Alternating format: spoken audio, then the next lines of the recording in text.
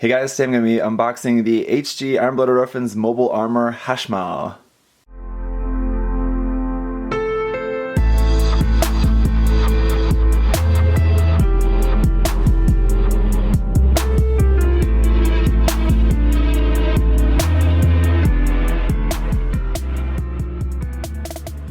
So yeah, it was this time last year that we had a very large HG Iron-Blooded Orphans kit with the Gundam Barbatos and the long-range booster, and so we got another large kit for December of this year, and December of next year will be something else. I'm sure it won't be another large HGIBO kit, but anyway, December was usually when we get a lot of the bigger stuff, including the very large master grade this year.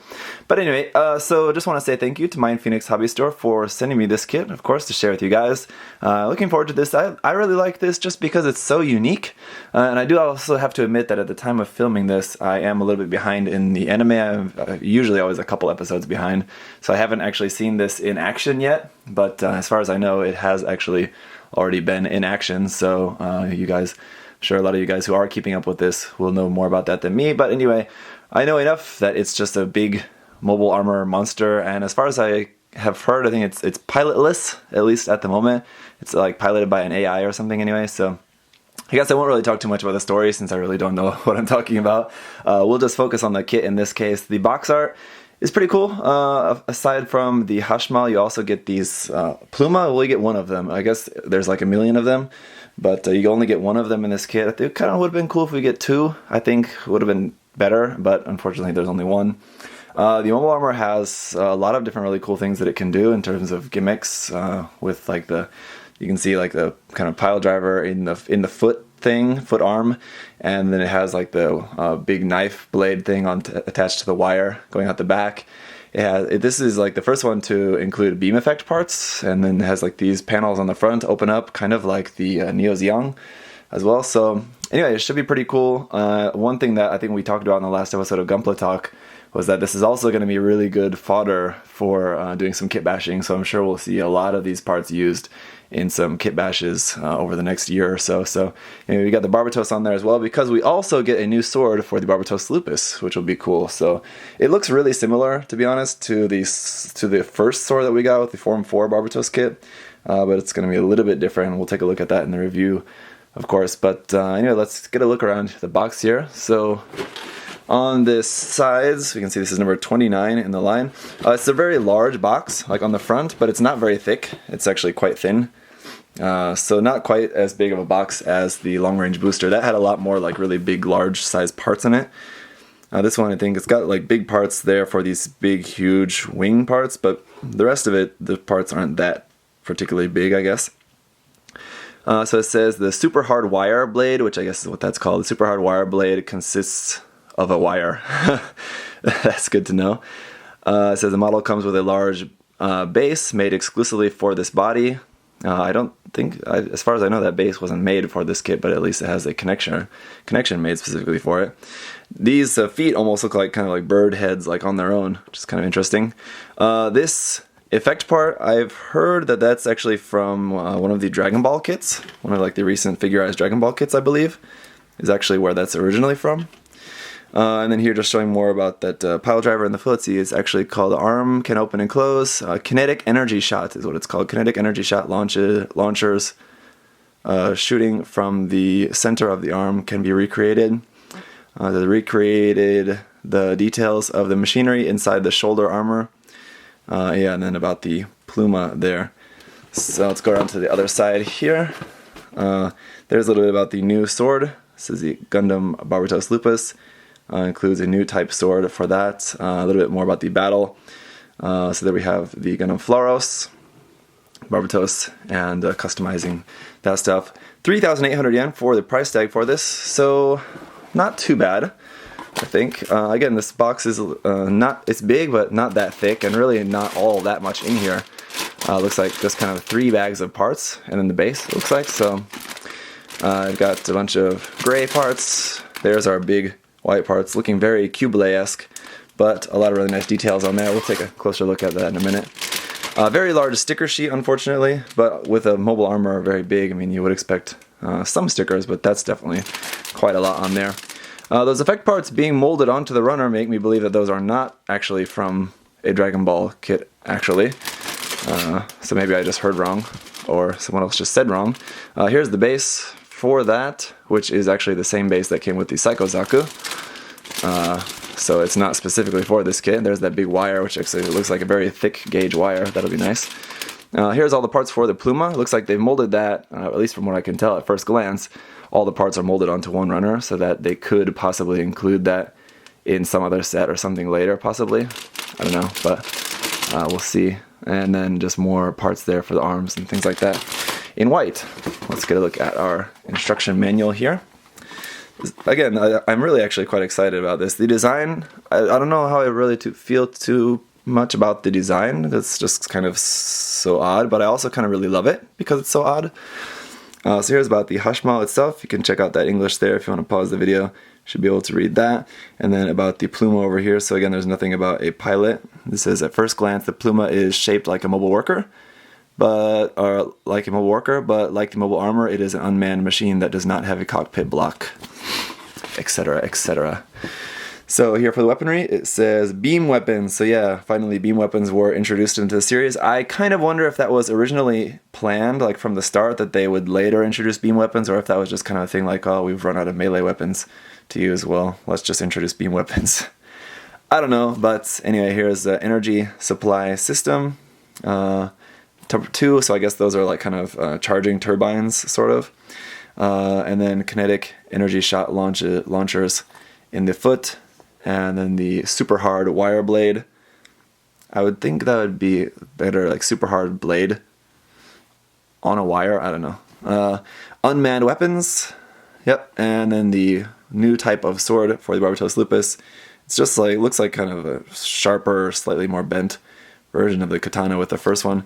Color guide there in English and Japanese if you do want to check that out there as well. Let's see. Go to our parts list. This is all going to be new, so I'm assuming we're not going to see any X's on here, and I didn't see any polycaps in there either. So the only thing that's X'd off is just one piece of that base plate, the connection piece for that, because we obviously will have a new connection specifically for this kit. So that'd be the only piece that you have left over in this case. So construction is going to be starting off with the body first. So it looks like kind of the main torso part. Has all these parts. There's going to be a lot of seam lines to remove on here, it looks like. A lot of sandwiching of these kind of larger sections of armor. And then the head part, it's kind of hard to say exactly what everything is because it's just kind of really strangely shaped, but what would be, I guess, the head. Then this is not even marked, doesn't even say like left arm or right arm or something where it usually would say right there, but it doesn't in this case. So this would be like right arm, left arm, finishing that up. Obviously those are going to be the more complicated sections, so then there's putting those together, those sections. Then the base, obviously very simple there. There's a couple of parts, then we have the one smaller base as well, which you can use either for the tail or for the Pluma. It would have been nice again if we had 2 of those, so you could use one for the tail and one for the Pluma.